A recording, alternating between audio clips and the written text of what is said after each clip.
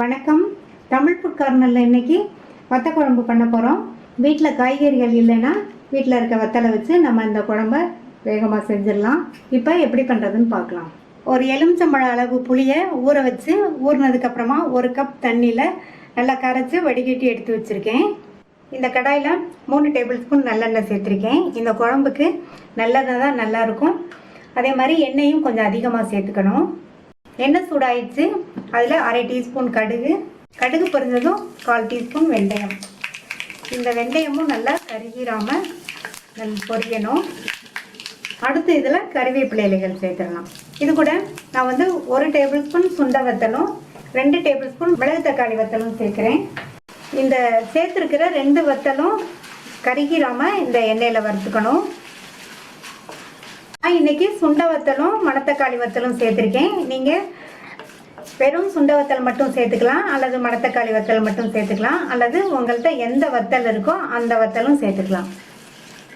சேர்த்து இந்த சுண்ட வத்தல் மணத்தக்காளி வத்தல் ரெண்டுமே நல்லா எண்ணெயில் வறுபட்டுருச்சு.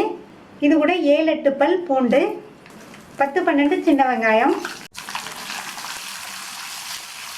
இது ரெண்டையும் சேர்த்துட்டு நல்லா வதக்கி விட்டுக்கணும்.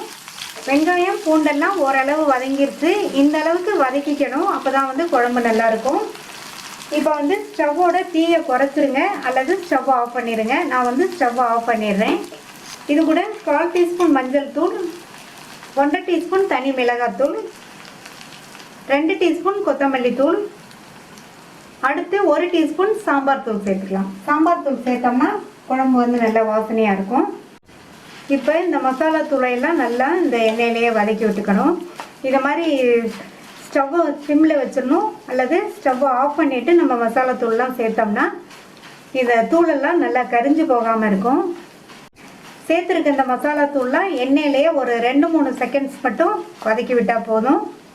இப்போ நான் ஸ்டவ் ஆன் பண்ணிக்கிறேன். சிம்மில் இருந்தால் சிம்லேயே அப்படியே வச்சுருங்க. இப்போ ஸ்டவ் சிம்மில் தான் இருக்குது. நம்ம கரைச்சி வச்ச இந்த புளி கரைசலை சேர்த்துடலாம்.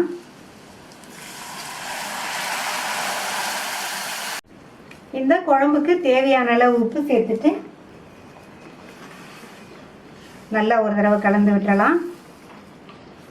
இப்போ ஸ்டவ்வோட தீயை நல்லா கூட்டி வச்சுருங்க. இந்த குழம்பு நல்லா கொதிச்சு வரட்டும். குழம்பு நல்லா கொதிக்குது. மூடி போட்டு ஸ்டவ்வை சிம்மில் வச்சுருங்க. குழம்பு நல்லா கொதிச்சு வத்தி வரட்டும். சிம்லேயே வச்சு 10-12 நிமிஷம் ஆச்சு. குழம்பு நல்லா வத்தி வந்துருச்சு. மேலேயும் எண்ணெய் தெளிஞ்சு வந்திருக்கு. நல்லா வாசனையாக இருக்குது. நம்மளுடைய டேஸ்டான வத்த குழம்பு ரெடி ஆயிடுச்சு. இதில் 1 டீஸ்பூன் பொடித்த வெல்லம் சேர்த்துக்கலாம். வத்த குழம்புக்கு பொடித்த வெல்லம் சேர்த்தா ரொம்ப டேஸ்ட்டாக இருக்கும். வெல்லத்தை சேர்த்துட்டு நல்லா ஒரு தடவை மிக்ஸ் பண்ணி விட்டுறலாம். ரொம்ப சுவையான ஈஸியாக பண்ணக்கூடிய வத்த குழம்பு ரெடி ஆயிடுச்சு. நீங்களும் இதே மாதிரி வத்த குழம்பு ட்ரை பண்ணி பார்த்துட்டு உங்கள் கமெண்ட்ஸை சொல்லுங்கள்.